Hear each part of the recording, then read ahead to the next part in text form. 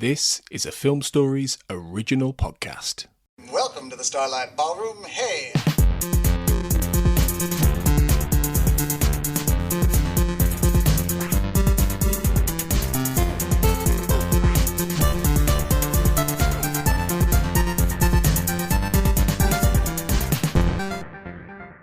Hello everyone, welcome to Shipwrecked and Comatose, a Red Dwarf podcast here on the Film Stories podcast network.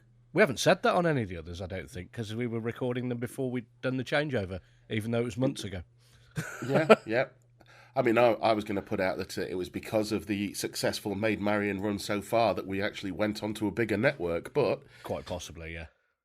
So yes, welcome to this new era that's going to be remarkably similar to the old one.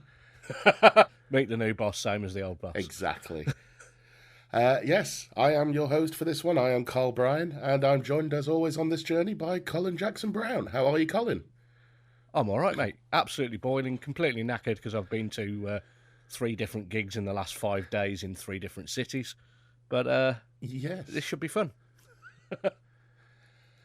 Not small gigs either. If anyone follows Colin on the socials, he's been to Girls Aloud.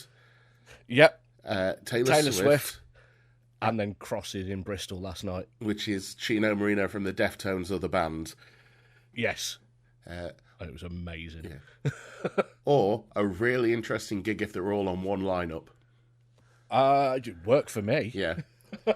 I reckon Chino in between Girls Aloud and Taylor, just as a bit of a palate cleanser.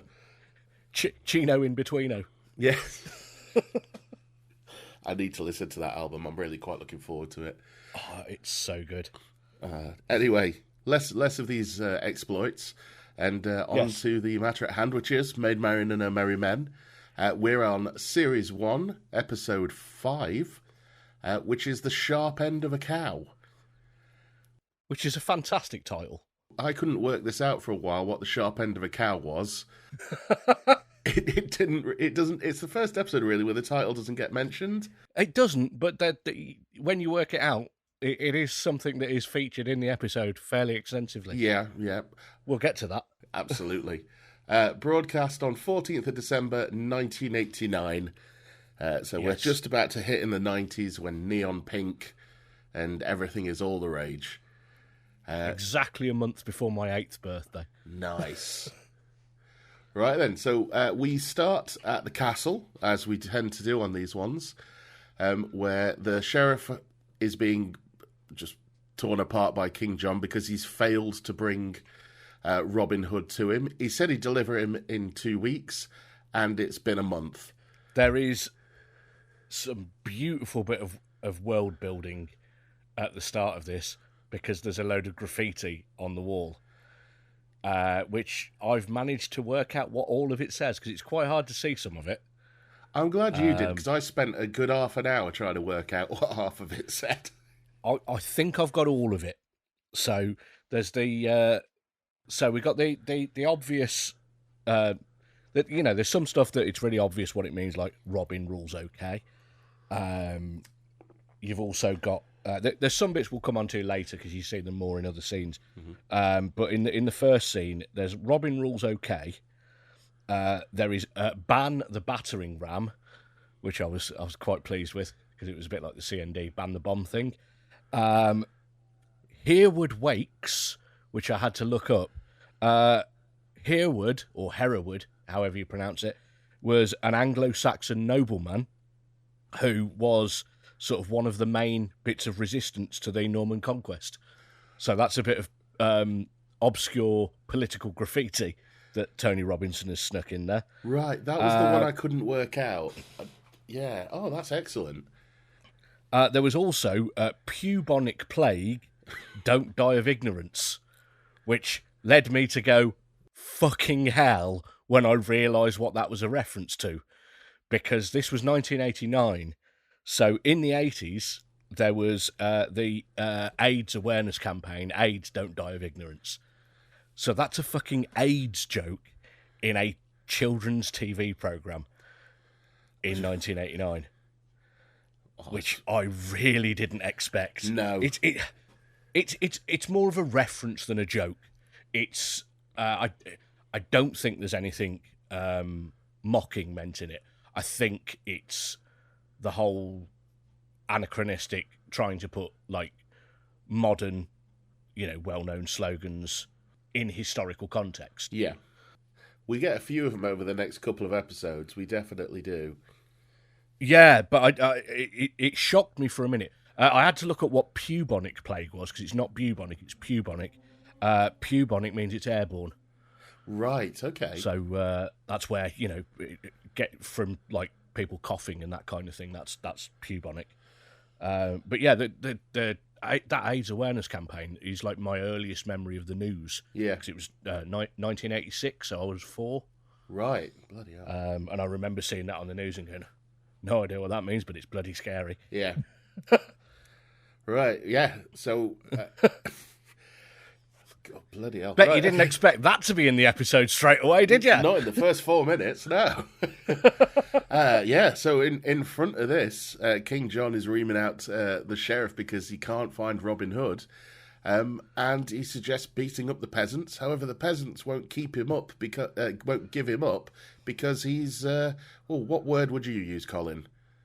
He's popular. Yes, straight into the first song. The main song, a calypso style number.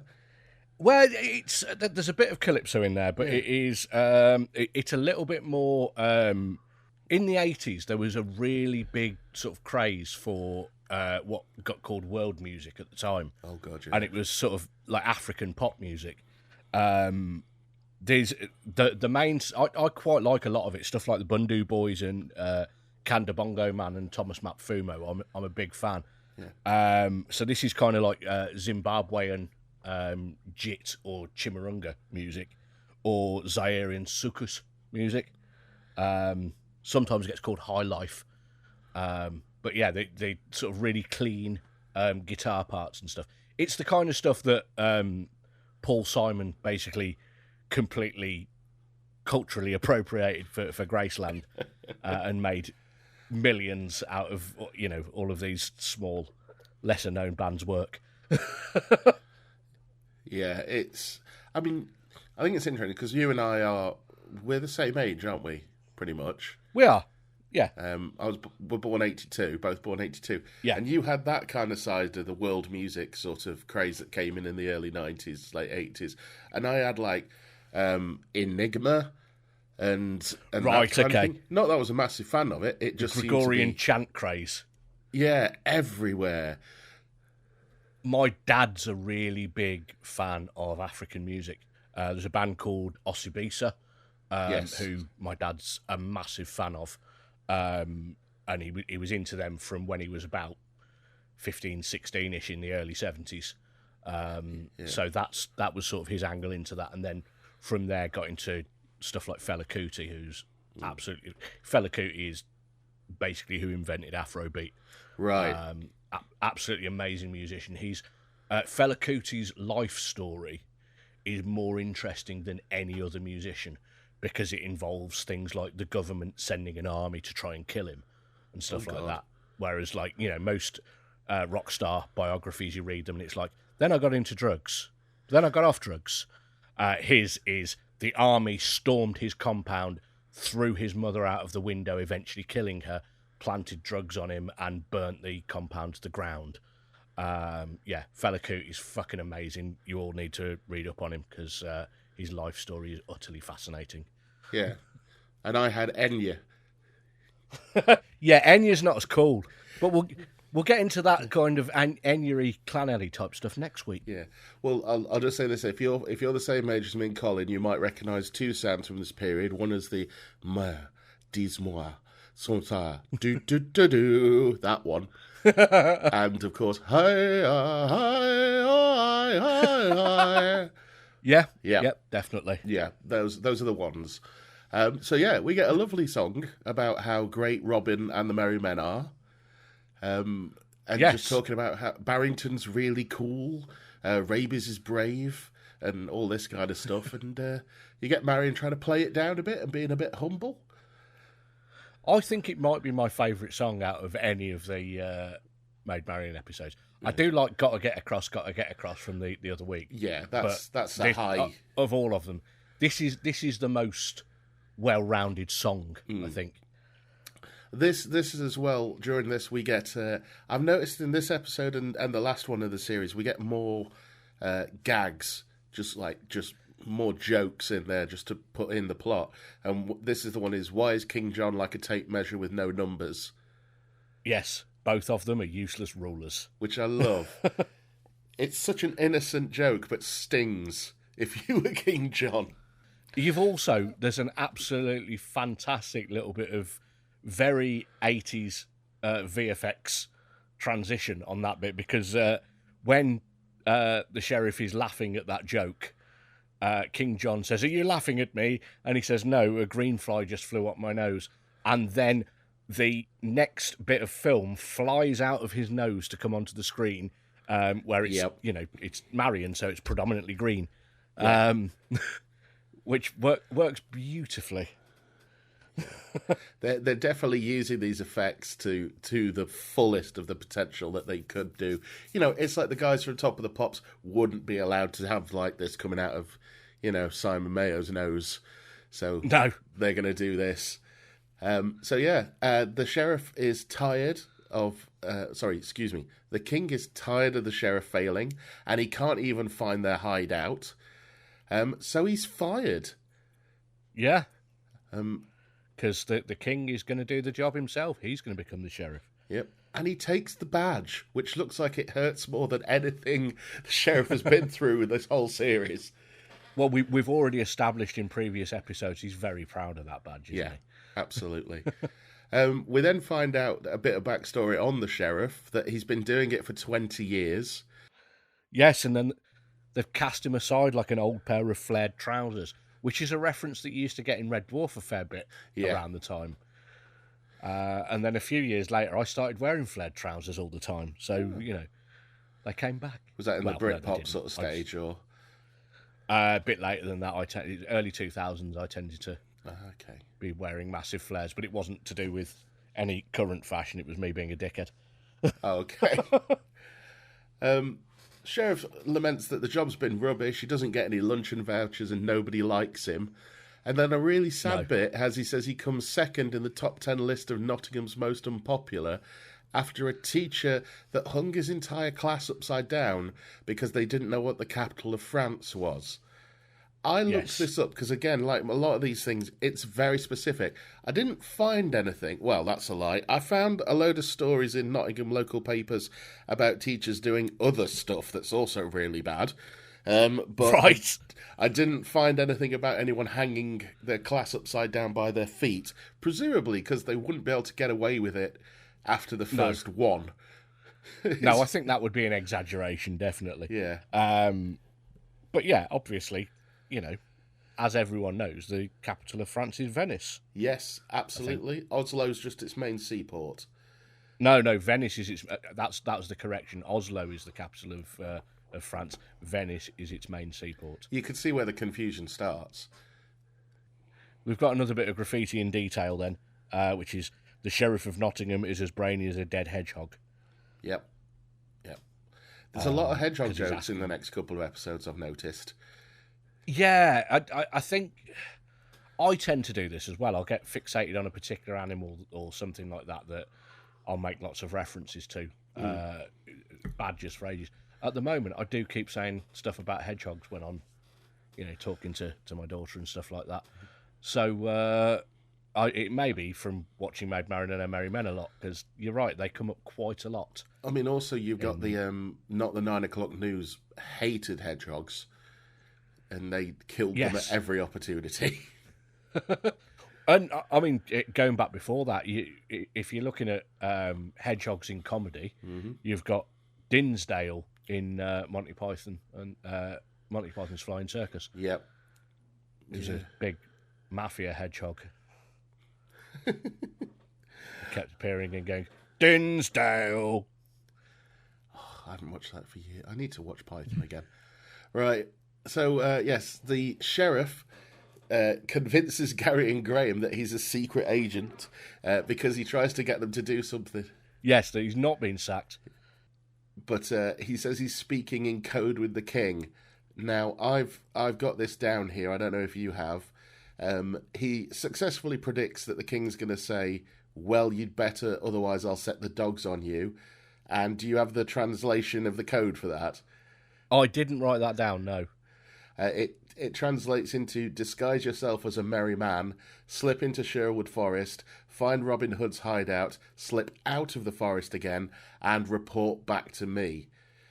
So I think we should take this, give it to our good friend Matt Latham, who can construct a kind of cryptid to find out the Sheriff King code of what things might mean. That's a challenge for you, Matt. Work out the cipher of the code there. I think it might be one of those fictional language things, though, like in Return of the Jedi, where at one point "yato yato" means 50,000, no less, where it's one word repeated twice cannot mean 50,000, no less. Yes. Sheriff's got Gary and Graham back on side, and when he's asked what merry man he's disguising himself as, he has a rather good idea. Did you expect at this point to hear a cunning plan? I did. It was very close to that, wasn't it? Yeah. Yeah. Oh, it almost as if he'd originally written that and then thought, oh, no, wait, that's the other one that I do. Yeah. Wrong programme. I've finished doing that now. Another bit of graffiti in the background in that scene. Venison is murder. It's very Sherwood, isn't it? Yeah. Meanwhile, we're back to the forest, and I think, again, this is a bit of lovely world building. Is Marian's leading the merry men through a exercise, this time a security exercise. It's a security drill, isn't it? Well, yeah. But in a progression from last time, where they were absolutely useless, they are nailing it. Yes. Well, most of them are nailing it. Yes. So apart from Robin. They've each set up their own traps. So you've got Barrington has dug a big hole and he's put his pet rat in it. Little Ron has got a log that people will trip over and land in some really stinky mud. And then Rabies there's a branch that when you move the branch, a boxing glove on a stick comes out and hits you in the face. But yeah, then they come over to find out what Robin's done. And Robin has made a sign, which is basically an answering machine message. Have you written down what the sign says? I didn't, but it was along the lines of, hello, we're not in our hideout right now. If you leave a message for us, we'll get right back to you. Yeah, it was. I believe. Hello, this is Robin Hood. I'm afraid that the merry men aren't available to speak to you right now, but if you'd like to leave a message, we'll call you back as soon as we can. And then it's got there's a quill on a bit of string hanging next to it for people to leave a message, which I thought was quite a nice touch, although obviously completely useless. Yeah, it's... I sort of looked at this as like, these traps are wicked. Like, the boxing glove on a stick is pure Wile E. Coyote. It is, yes. Marian's not impressed. The others don't seem to be particularly impressed, because this has taken them a week. Yes. Robin then really quickly invents another thing, which is a way of alerting each other, which is cow horns and soapy water. So when you want to alert another merry man, you blow bubbles off into the sky. Yes. Which cow horn being, of course, the sharp end of a cow. It's the speed with which he comes up with this new idea. Yes. What we didn't mention there is Marian has another trap where there's a tripwire, but she doesn't get a chance to tell people what happens when they trip over the tripwire. Yes, Chekhov's trap. Yes. Robin and Marian proper get in each other's faces about this. It's really aggressive, isn't it? I was almost shocked. Yeah, like forehead to forehead, and Robin looks angry.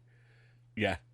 That his ideas have been knocked to one side, and he reels off some other ideas he's had that apparently were successful. One was he made napkins out of dock leaves. That was it. Yep, I remember that. And the other one, he created shin pads to kick off deer. Yes. I believe was the thing, to kick off the red deer.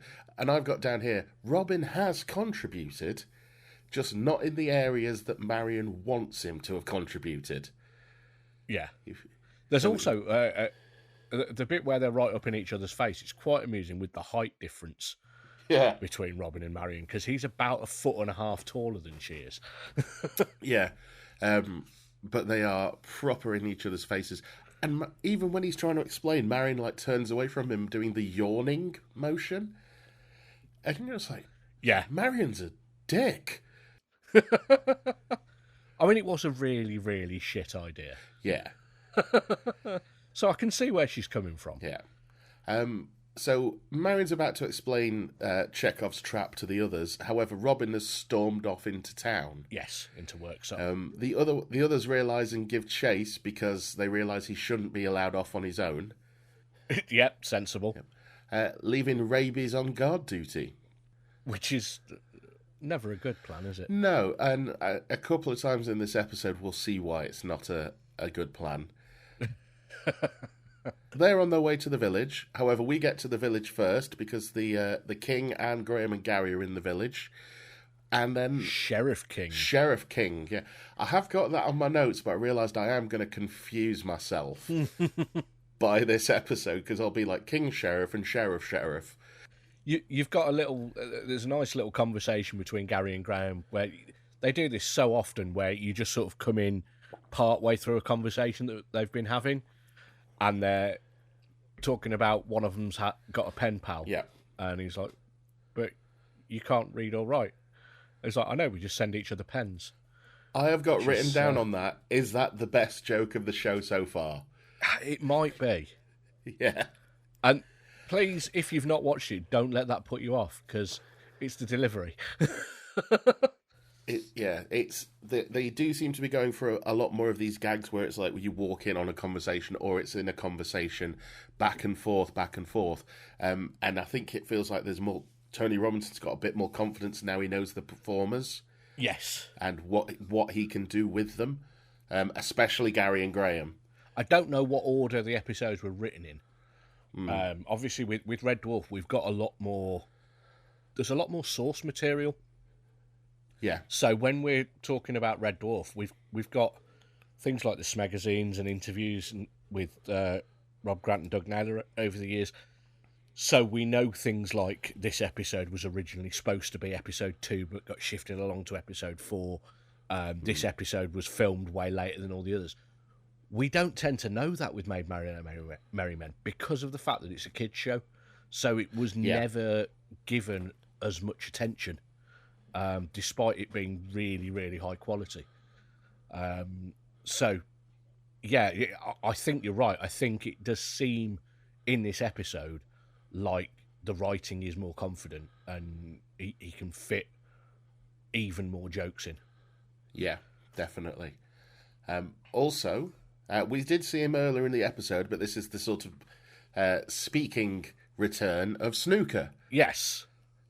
Who is questioned about Robin Hood, and he loves Robin Hood, and he wants to invite him in for a game of Sabutio. Well, King John is trying to set up get him to do a neighbourhood watch. So he's standing there with a bag of gold at the start, and he says, "Right, okay, I need you to look out and until you see something."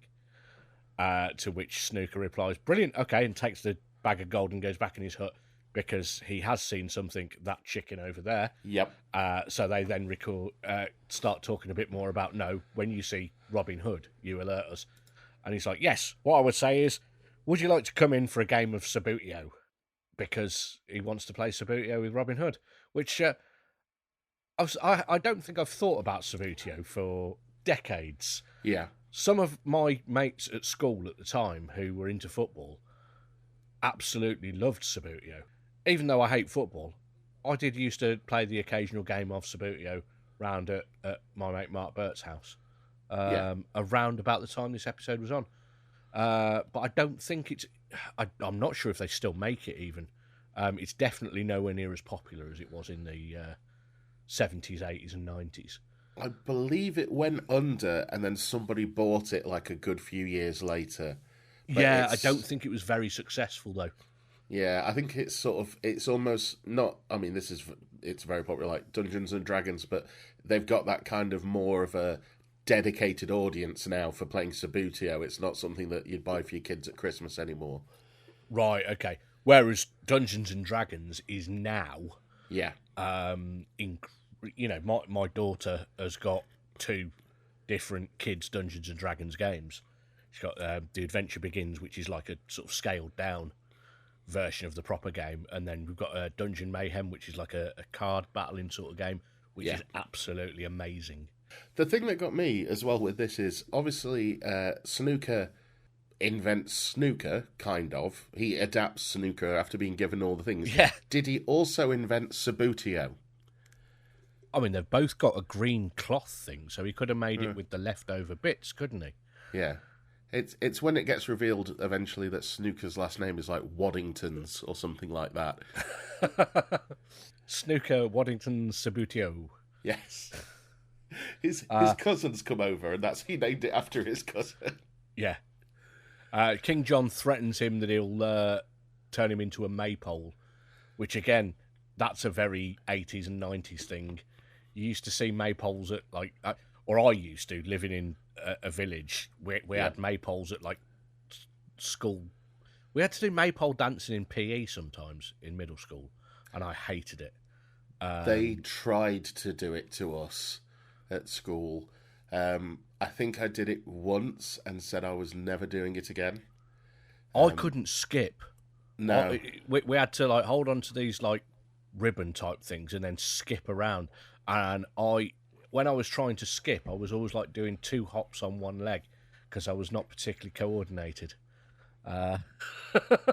Yeah, I'm pretty sure that I crashed out at the first attempt of maypole dancing, and I don't think I ever went back and did it again. I wish I didn't. We had to do it loads.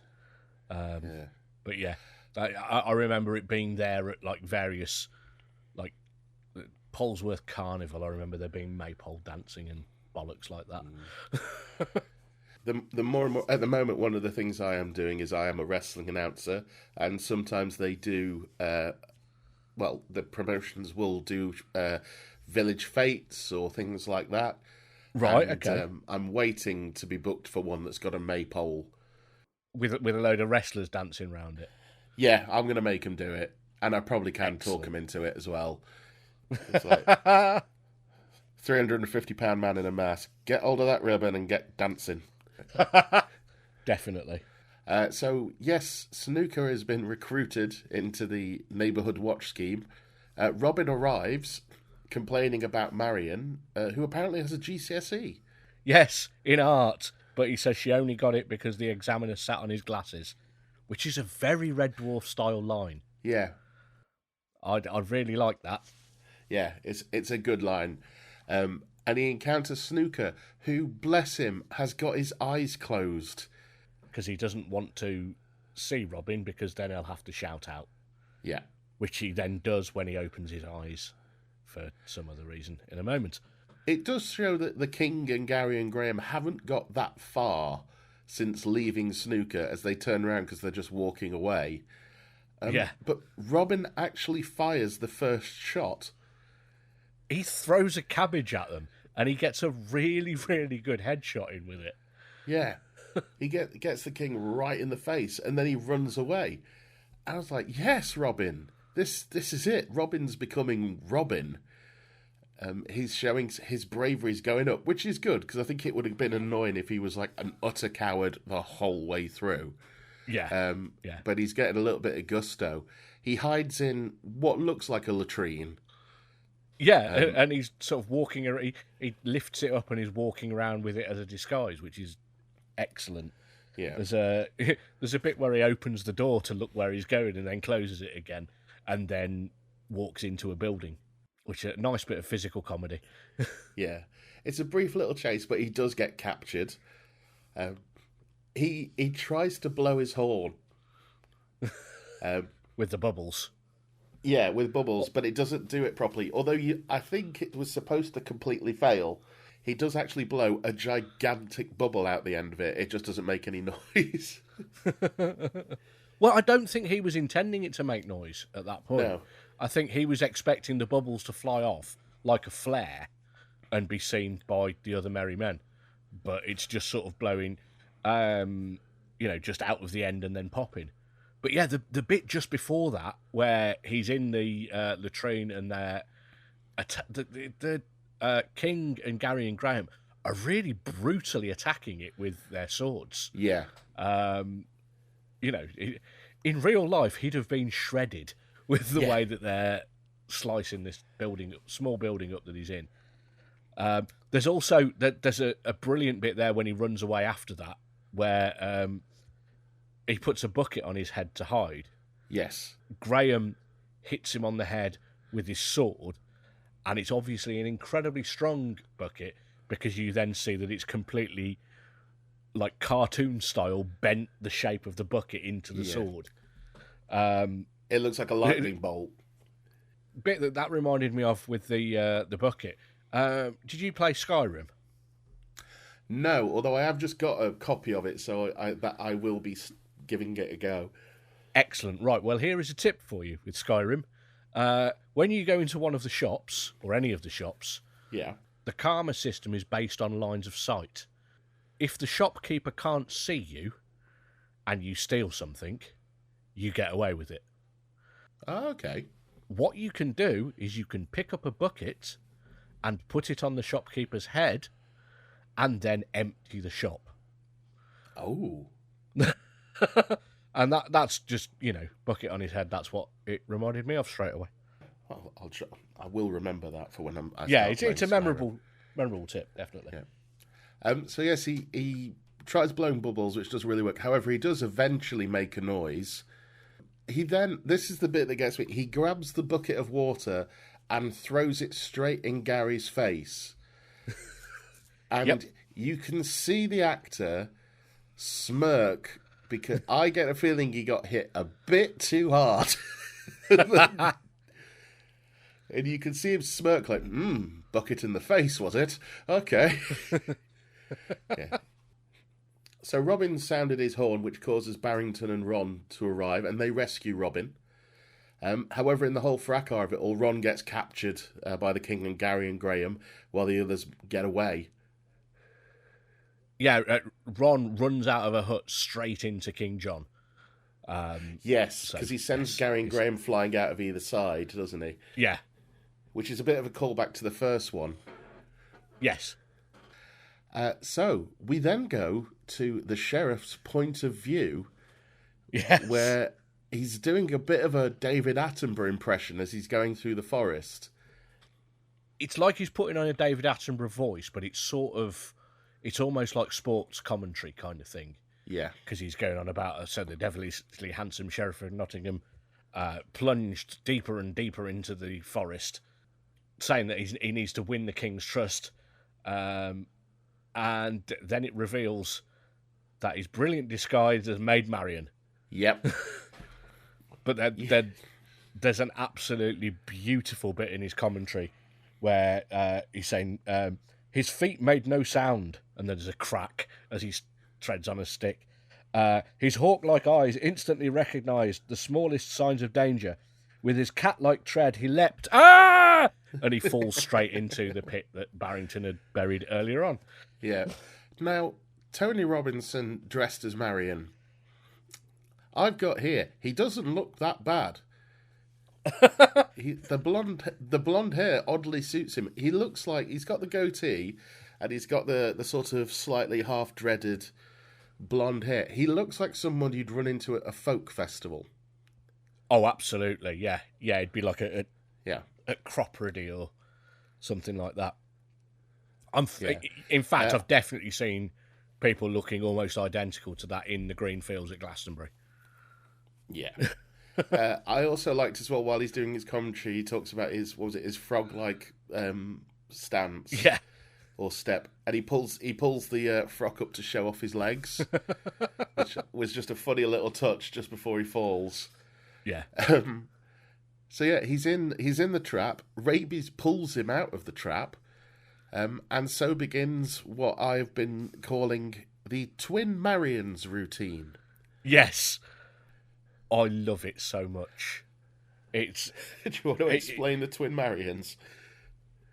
So, yeah, basically, when Rabies pulls him out, despite the fact that the sheriff has the sheriff's face and beard, Rabies is completely fooled that he is Maid Marian, who he knows very, very well. Mm-hmm. And then Sheriff walks off just as Marian comes back. There's a recurring phrase in this episode of, how did you do that?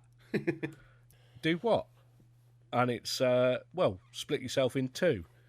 Your front's there and your back's over there, because Marian has turned up and he can see both of them. Just before that, Rabies actually gives the sheriff really detailed instructions on how to get past all of the traps to get into the hideout as well. Yeah. Which, like we were saying earlier, letting Rabies be on guard isn't the best plan. It's not a good day for Rabies. I mean, it's not a good day for everyone, as we'll find out. Yes.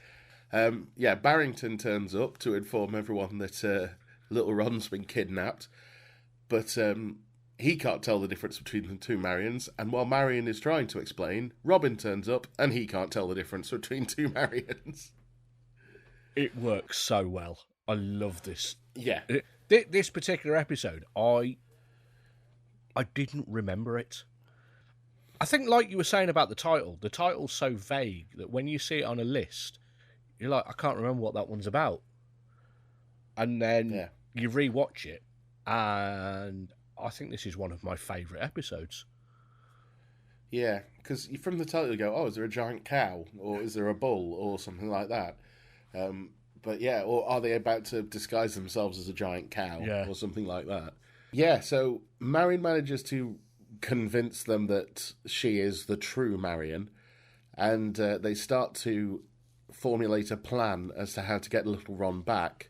Marian works out that the king knows the sheriff is dressed as her, so she has what I've written here as a most painful plan. By tearing his beard off.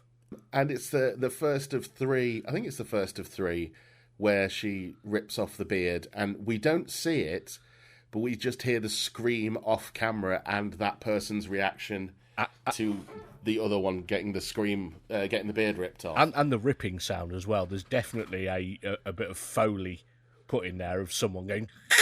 Tony Robinson lets out a blood-curdling scream. Yeah. Well, I mean, I've got a beard. I think I would as well if somebody ripped it off my face. That'd bloody hurt. It comes off very clean. It does, yeah.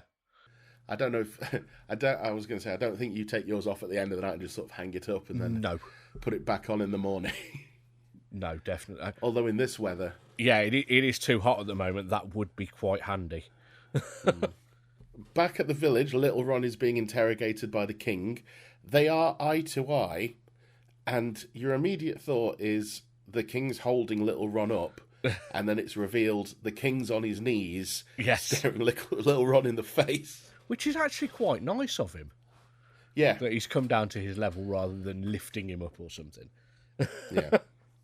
It's fun, because I know I have a friend who's an actor and a little person, and I hate saying little person, it sounds so patronising, but apparently it is the term. Nomenclature. And the one thing he hates more than anything is being picked up. It's like, yeah, I'm not a child. Don't pick me up. Whereas in the next scene, little Ron gets picked up under the shoulders by Gary and Graham and carried off. Yeah. King John asks him what his name is, and Graham says, it's little Ron. And then he says, why? Which is quite a weird question. Why is that your name? Yeah. But yeah, he answers because his mum called him Ron and he's very little. So at which point he threatens to tie him to a rack until he's called enormously gigantic Ron. So while this interrogation is going on, Marian arrives in disguise as the sheriff, beard and all, and will lead them all back to the hideout that he, as the sheriff, has discovered. Yes.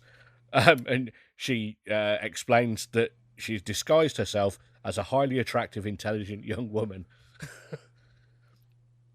Which the king thinks is a rubbish disguise. Yeah. Back at the hideout, the sheriff is picking holes in the Merry Men's plan as they won't be able to signal each other. However, Robin turns up with the horns from earlier on.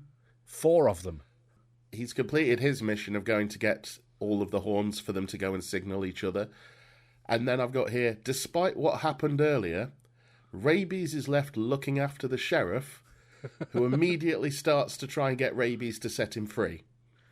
That little conversation between the sheriff and Rabies is fantastic, because sheriff's sort of trying to make conversation and trying to ingratiate himself with Rabies, and he's asking him about being a merry man and the job, and he's like, is there much competition? To which Rabies replies, yeah, there's a crossword competition, guess the weight of a cake, and that thing where eggshells are in sand and you have to guess which one's the real egg. Which is more Village Fate type stuff. Yeah, definitely. I've done a few guess the weight of the cake competitions in my time. But also he talks about tying knots, and then the sheriff hooks him in by going, oh, how are you untying them? Oh, I've never really tried. How about, say, this one here, and holds up his own binds. And it turns out Rabies is quite good at it, yeah. Yeah. Back to the horns. So, yeah, Marian, Ron, and the baddies all arrive at the hideout, and Marian starts doing the, I'm talking, but I hope no one will alert the merry men. At which point we hear Robin, Rabies, and Barrington using their horns, and it works perfectly. Cue slap bass. Yes, the horns are basically, it's a horn synthesizer. I believe it may be a Yamaha DX7 playing the da-da-da-da-da-da-da little melody, which is great. The miming of the horns at that bit is absolutely spot on. It's utterly hilarious. Little Ron gets a solo. Yes, he gets basically a saxophone solo, doesn't he? While this is going on, the king falls in every single trap, but Gary and Graham don't.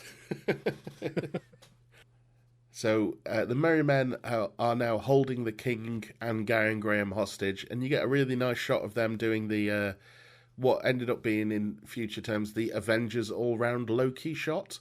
I hadn't even thought of that, but yeah, absolutely. Yeah. So they start listing off their demands to the king of the things like, they want the world of prosperity and peace, but the main one I noticed was they wanted Notts County back in Division 1. I believe that's a football thing. It is, and I knew you wouldn't look into this because you're not a football thing, so I had a look into this. Right. By this point, Notts County had been relegated over 2 consecutive seasons. Right. So they were in Division 3. They'd come back up again into Division 2, and while this episode was going on, they were in the fight to get back into Division 1, which they did. They won the playoff final after this. I think that's pretty much Marian's doing then, basically. I think we can give her the credit for that. Division 1, am I correct in thinking at that point that was what later became the Premier League? Yes. Yeah. See, that's a football thing that I don't know why I fucking know that. I don't give a shit. But for some reason, that bit of football information was in my head. I must purge it. Yeah. The Premier League was established a few years later. Right. And I also found that Notts County were close to being part of the original Premier League, and sadly it didn't happen. So they stayed in Division 1. Perhaps that was after the final series of Maid Marian had been off the air. Yeah. Maid Marian was keeping Notts County's spirits up. Yeah. So while Marian is, I mean, it's a very idealistic speech that she's doing. While she's preaching, the sheriff comes up behind her with a knife and holds her hostage. It's quite a big knife as well. Yeah. It's definitely a call that a knife kind of situation, isn't it? With the size of it. And this is the bit that I was quite, I don't know what the right word was, interested by, is the sheriff basically blackmails the king into giving him his job back with a bit of a pay increase to cover the cost of his frocks for his disguises. Yes. I wasn't sure if that meant frocks for his disguises or if frock was what they would refer to his normal clothes as. Because it might have been, but I don't know. Yeah. That's how I've always interpreted it. Yeah, I don't know if it was to... I thought it might have been to cover the cost of the Marian disguise, but that was just me. Could be. Either one works. Yeah. But either way, the king gives the sheriff his job back, and this is the bit that gets me. He just kind of orders them away to, just go away, basically. Not, you're under arrest or anything like that. Even though he's got them at knife point, he just was like, right, get out of here, which they do. Robin sets off the final trap.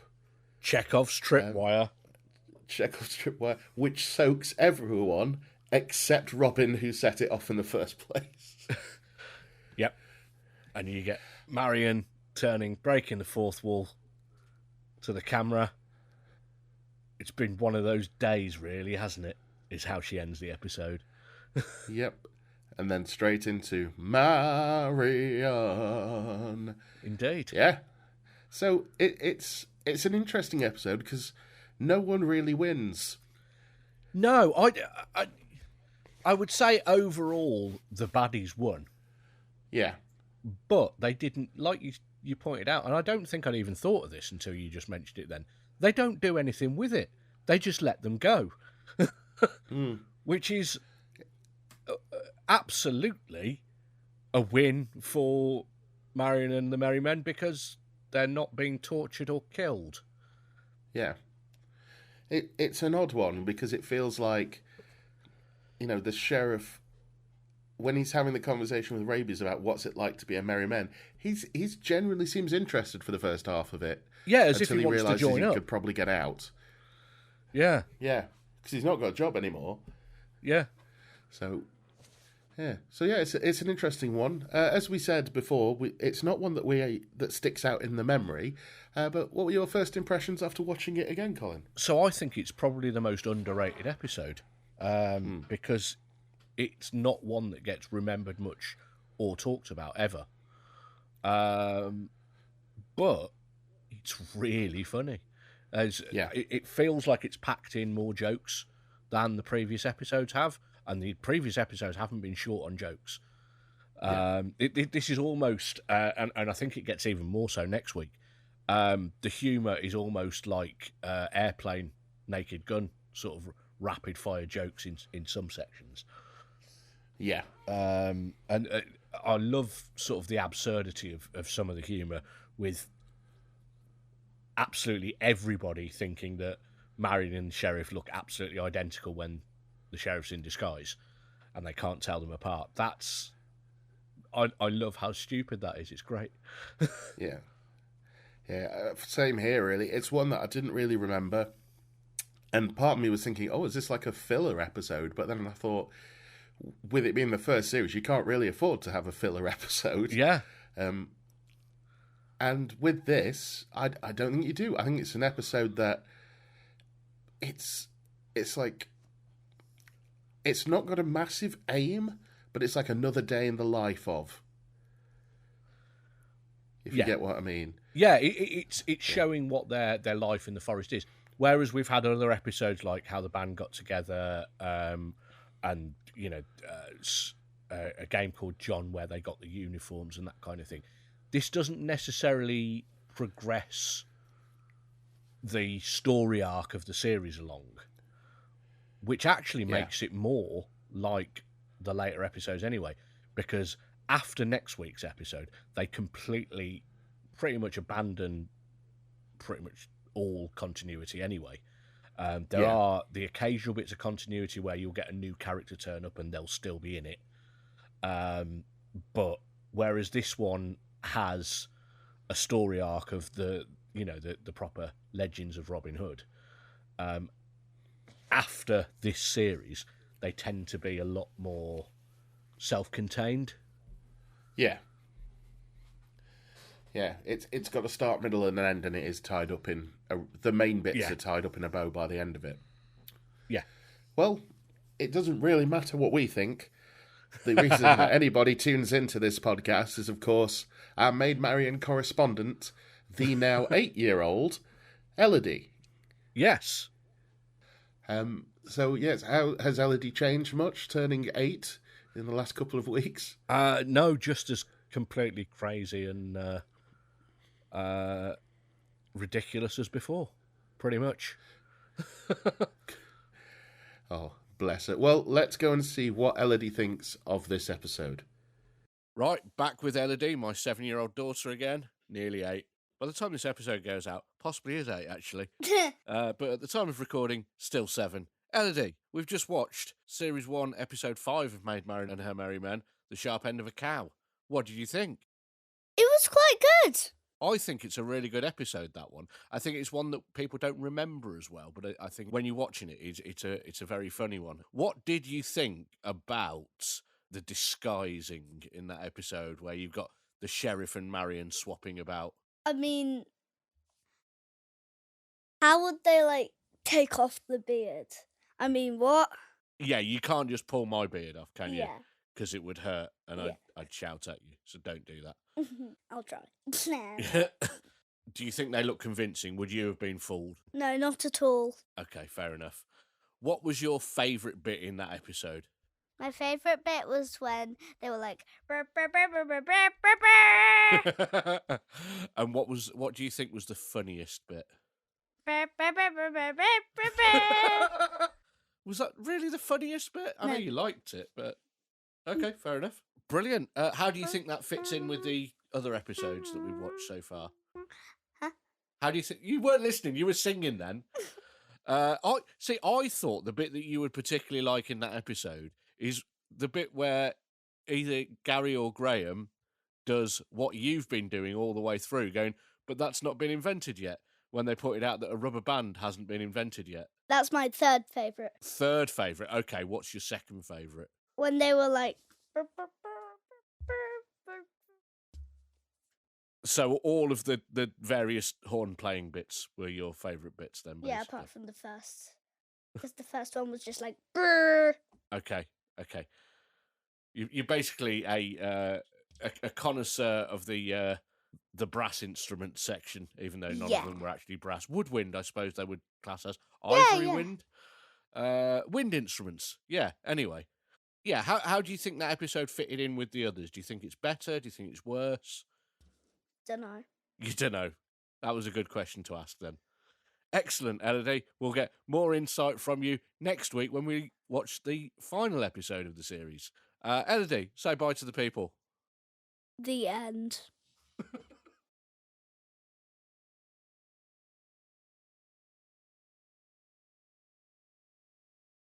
There we go. Yet again, Elodie proving to be the sleeper hit of the entire episode. Although she seems to be getting more chaotic as the episodes go along. Yeah, it is, yeah. She's getting that taste of fame, and it's just getting a little bit, I think it was more that we'd recorded 4 of them in a row.